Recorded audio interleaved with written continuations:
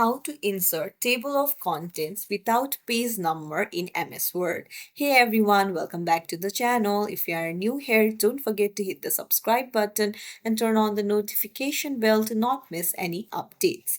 So today I'm going to show you how you can easily insert table of contents in MS Word without page numbers. So let's dive right in. Open up your MS Word document and then make sure that you have separated your headings into heading 1, heading 2, heading 3. You can just select it and you can just tap on heading 1, heading 2 or heading 3 right here.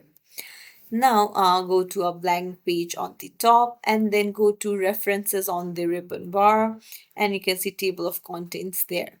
Now you can see that all of the automatic tables have page number on it. So you need to go to custom table of contents, and here you find the show page number options that is already ticked, so you'll have to untick on it and just hit OK. And now you can easily insert the table of contents without page number. So it's as simple as that. If you found this tutorial helpful, don't forget to like and subscribe to our channel for more tips and tricks. Thank you for watching.